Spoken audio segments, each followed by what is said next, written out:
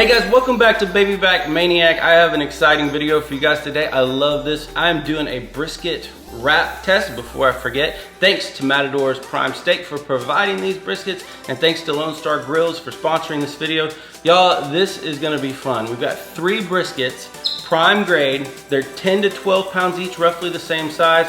One we're gonna cook in foil, one we're gonna wrap in paper, and one we're gonna cook naked. I always laugh when I say that.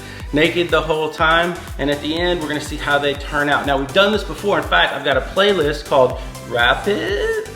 It's got a question mark in it. It's called Wrap It, where we've done cooks like this before. The thing that's different about this one is we're doing it all hot and fast. And I might have some friends join me here in a little bit. It's gonna be fun. Let's get started.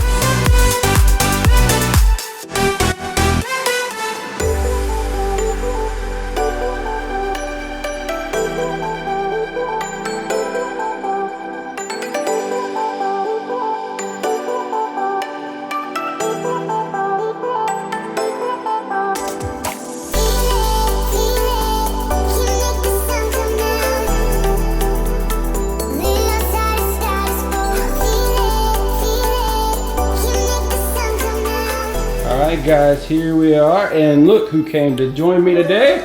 What's up guys?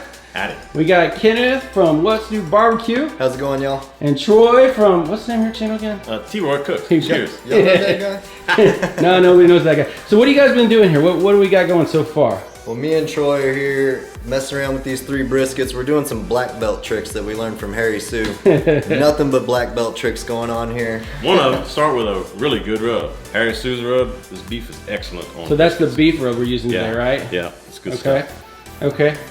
Basically what we're gonna do, we seasoned them up already a little bit. We know we're gonna have some touch-up spots, so we're letting them sweat in for like 5 or 10 minutes, and then we're just gonna touch them up and get them onto the Lonestar Grillz, I believe. Yeah.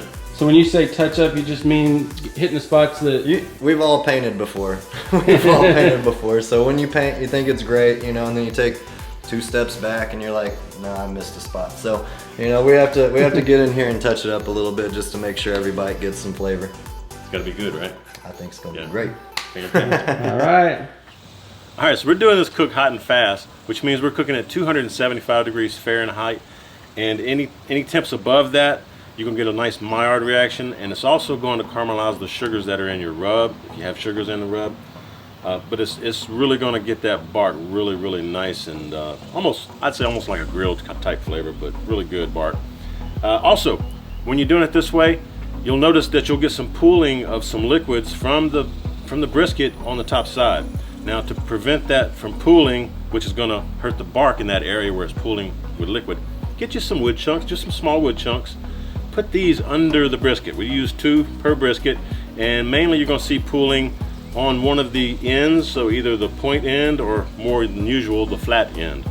So we just got a couple of these little small chunks under each brisket. We're gonna let it rock and roll, and there you go. It's another tip for from old Harry Sue for some black belt. What does he call it? Black belt barbecue tips and tricks. Love you, Harry. All right, so one more thing, since we're cooking high heat, we're gonna spritz about every 30 to 45 minutes. This is one of those black belt tips. It's hard to say. Yeah. It's one of those black belt tips from Harry Sue. When we say black belt tips, we're talking about a video that we did with Harry Sue last year. And he was giving away all his secrets. I'll put a link to that right here if you want to go check it out. There's a whole series of when Harry Sue was over here. But we're gonna spritz, we're using just water. Again, this was his tip. We're also gonna try to keep the temperatures in the pit around over 300 plus or minus, maybe 350. When we were with Harry, we did this at 400 degrees. It worked out really, really well. With this, we're gonna just kind of do what the offset wants to do, but it'll be over 300 most of it, and we're gonna use water in our spritz about every 30 to 45 minutes, pretty much whenever we add a log, in order to prevent the basically prevent the brisket from cooking unevenly. That's the plan. So we'll keep you posted. All right, guys, we're 2.5 hours in. We started at the range of 275. We've been cooking for these 2.5 hours about 325 range, 300-ish. And we just rotated them how y'all saw we did it earlier. We're staying in that same process, same form. We're gonna open this bad boy up and spritz it down with some water. Want to make sure we keep it moist while we're cooking that hot and fast style. So let's see what we're looking like. Woo. I'll tell you what, you said the apple, the cherry, the hickory. That smoke smells amazing from the get-go, so let's go ahead and spray it with some water. Just a little bit. We just want to keep it moist while we're cooking because we still want that bark to form.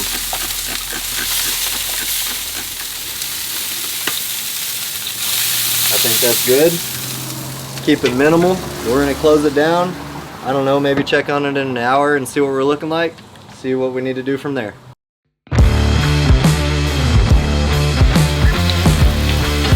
Oh my God, check that out.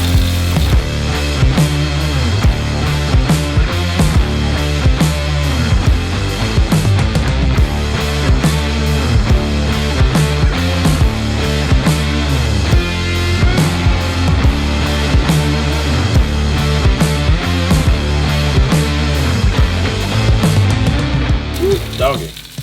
Rotating them really helped in this situation. Man, they look really, really nice. Let's check out this middle one. Bark's looking really nice on there.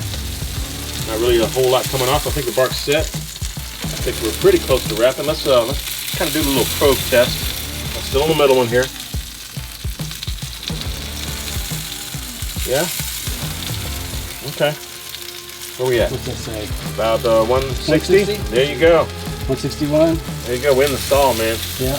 I think we're going to wrap 2 of these, one in paper, one in foil, and we're going to leave one naked. We'll choose which one we're going to do, which way, and that depends on the bark that's on it. But they're looking really nice, man.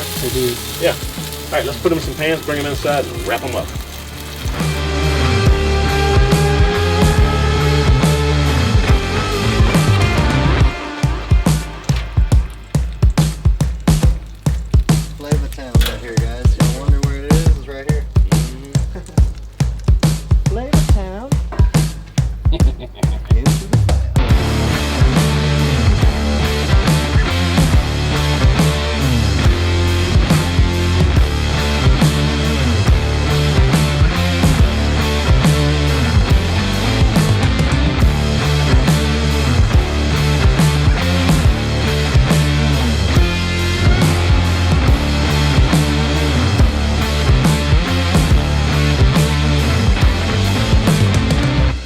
These look good. Look really nice. real good. Usually when we're using butcher paper in competitions or at home, if that's what I'm doing, I like to make sure I have a little bit more leeway in there, so I will overlap it about maybe a little under halfway, a quarter way, with another layer of paper there, just to make sure we got enough protection for our baby brisket. All right. And like Justin said, we're not going to be adding any extra beef stock or any kind of liquid in there because this is butcher paper. It's going to keep it that way already, so we don't need extra moisture in there. Yeah. There you go, Maestro. Hold on, it's only official when you two-click. There you go. Right there. That looks good. Good. I'm trying to make the bark stay well, so I don't want to squeeze down too Don't much. be messing up that bark, man. I'll be doing it. Get that there. Boom. Oh my gosh. This out of the way. Perfecto. Yeah, I keep saying it, but that smells insane. No.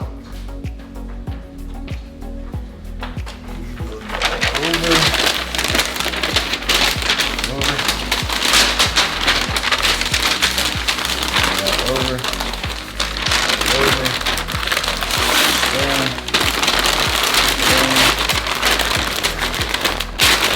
Right up underneath. Make sure it's nice and snug there. Makes sense. Boom. All right. Say it again. Say it again.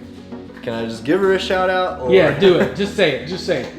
I was just sitting here thinking we always get to blow this kitchen up and make a huge mess. I wanted to give a special shout out to Mama Maniac. Thank you for letting us always come over here and mess your kitchen up. She's a good sport. She's a good sport, isn't she? man. I love the baby, Mama Maniac. I'm sorry. I love her. I love her too. I may marry that girl someday. Should marry that girl someday. And we're making a little hobo pocket here. Another, what do you call it? Black belt tip. yeah. Harry Sue. Make your little hobo pocket. Put your brisket in the foil. I started to say ninja. Ninja tip. So we doubled the length. We're gonna fold it over. We're just gonna roll up the sides here. Like so. Cut that side there. Roll it up again that way. Like so. Finish crimping it up around the brisket. Now what we got is a little pocket right there. We pour some beef broth in there, like we're gonna do here. Probably a quarter cup or so. And we put the shiny side inside. That's gonna help the heat reflect on the inside, okay? Lift that up, let that beef broth get all up in there. Yeah. All right, and then we crimp it down. Make sure it's tight, so it's not boiling. It's actually resting in the foil with the steam's going to just make that really, really nice. So meet y'all back out at the pit.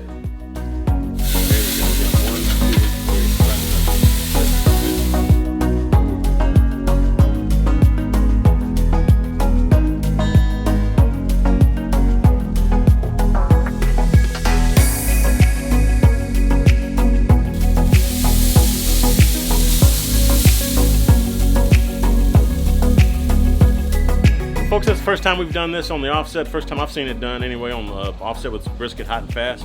So we're just gonna play it by ear. You know, it may take an hour, it may take 2 hours. We'll let you know what happens. Y'all stay tuned.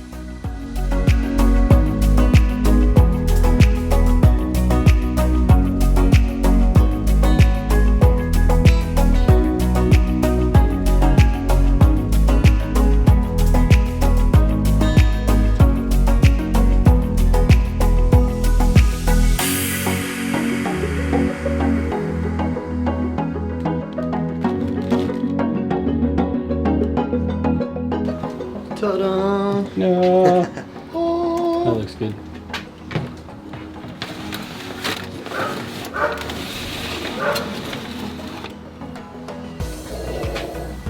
There it is. It looks glorious. Good night. And that's the way the brisket crumbles. Yeah, I hope it doesn't crumble. I don't want that.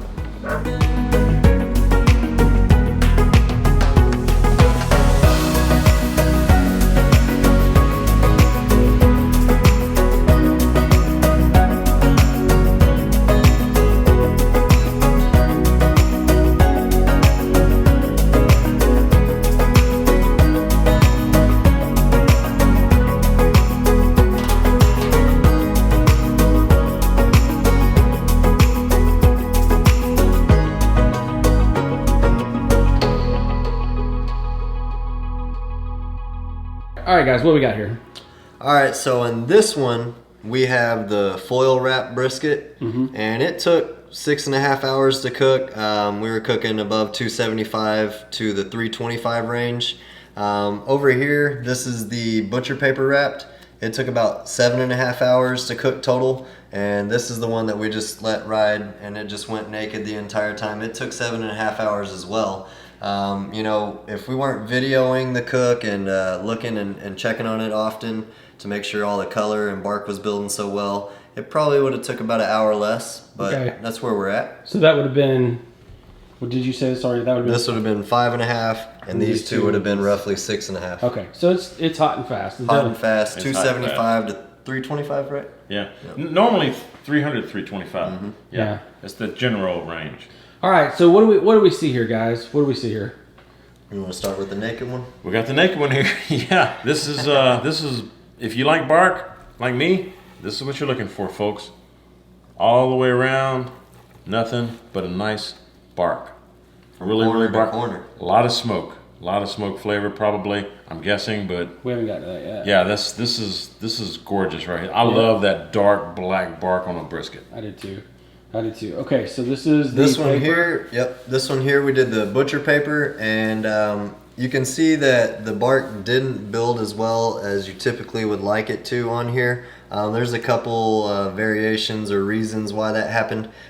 We wrapped it in butcher paper like you saw, and the wrap itself was towards the top. And as time went on, when we wrapped it, the heat and the air allowed that to open up a little bit. So we made a split-second game change and we flipped it around.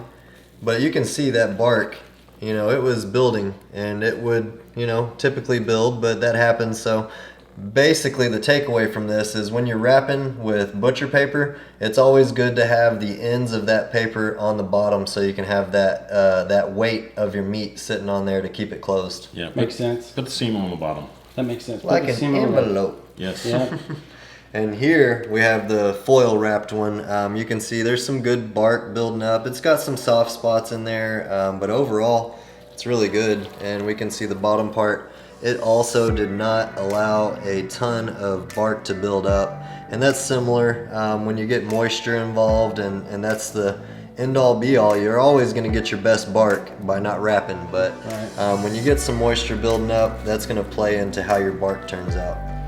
All right. But they're all juicy and tender. They are. But for sure, this one, the one that went naked the whole time is the one that got the best build up of bark. That's Definitely. without a question. Yes, this is like black licorice. I love this. Yeah. Oh yeah. You guys ready to eat? Oh yeah. Let's cut it up, man. That's the best part. Let's do Slice it. it, see what it's like. Yeah.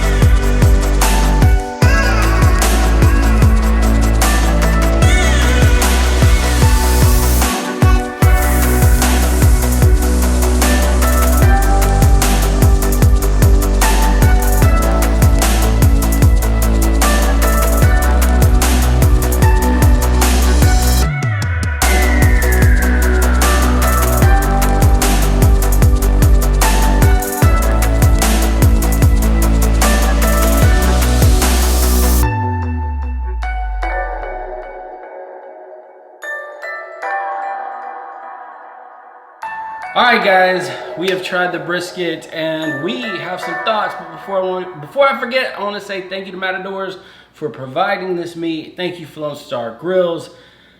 That grill did awesome. Awesome. Harry Sue, that rub is exceptional. It's really, really good. I gotta tell you, starting off, there is no losers here. Like, all of these are really, really good. No kidding. There are some differences though, and we thought we'd talk about it. So what do you guys think? Where do you want to start? Which one is which? So this one's the naked, this is the paper wrap, this is the foil wrapped. okay. So thoughts. What do you guys think? What do you Go first. Thoughts, my own personal thoughts are, if I were eating at a restaurant, I would expect to get this one. This one's very tender. It's not as beefy flavored in my opinion. It's the bark is not really crispy. It's just a really nice brisket. I'm torn between these two because I'm a bark aficionado, but doing hot and fast, honestly, this bark is almost too crusty for me. But I definitely enjoyed it. It's actually got a little bit more bitter flavor than I would expect from a normal low and slow brisket. But it's very good and drier than the one that was wrapped in paper. My favorite would actually be the paper wrap. It had the beefy flavor, it had the bark It had nice juiciness about it. Overall, it was excellent. I would choose the middle one, paper wrapped. Yeah. What do you think? I'm gonna agree with Troy as far as if you go to a barbecue restaurant, you're 9 times out of 10 probably gonna get something similar to this one. And a lot of people, even though they're looking for a smoky flavor, they want a mild smoky flavor with some tender brisket. So that's probably what you're gonna get at a barbecue joint 9 times out of 10. Back to our favorites, I would say in between these two, I agree if this was a low and slow naked cook, the bark would have been a little less, almost crispy. It would have been a little less and it would have just been a firm bark, which would have made it, you know, just out of bounds good. You know what, I mentioned this earlier off camera, but cutting this brisket, when you were cutting into it, it was almost like cutting into a pizza crust. Yeah. It had that crispiness about it. I mean, you could hear the crunch. Yeah.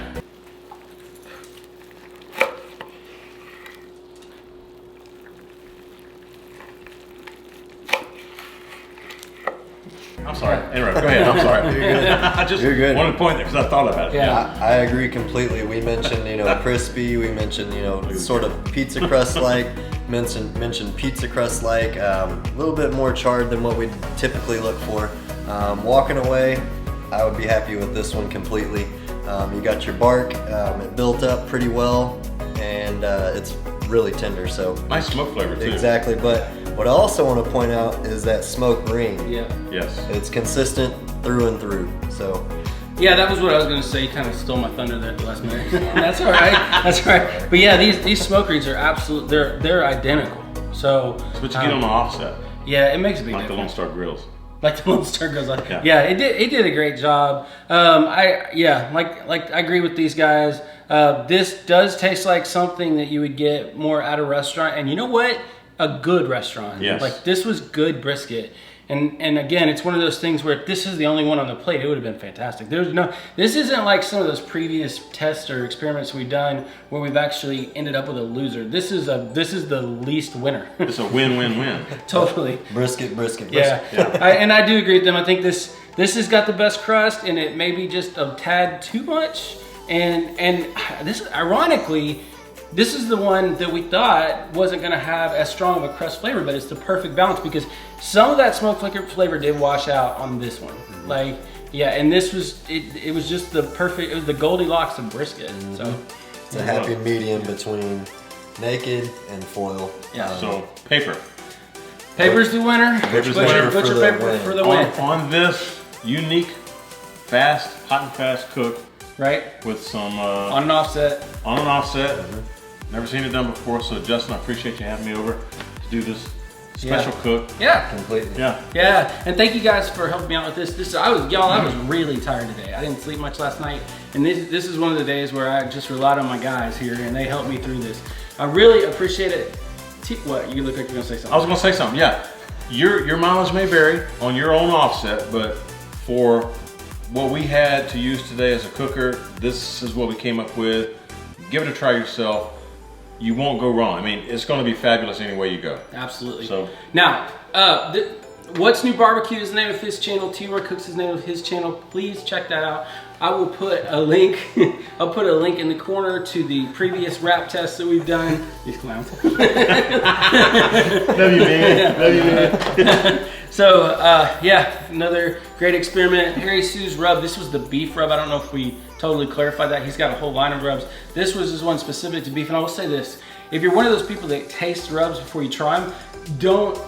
This is not the tastiest rub out of the bottle. It's not bad, but it's not one of those ones where you throw it in your mouth and go, "Yeah, I can eat a whole bottle of that." It's made to enhance the beef. And when we say that, when you taste it, you'll see it. But when it gets on the beef and it's been in the smoker for 5 hours, oh my gosh! In fact, at one point me and Kenneth were both testing the bark on the brisket, and we scratched it. We both licked our fingers just afterwards. And at the same time, we both said, "Holy crap, that's good!"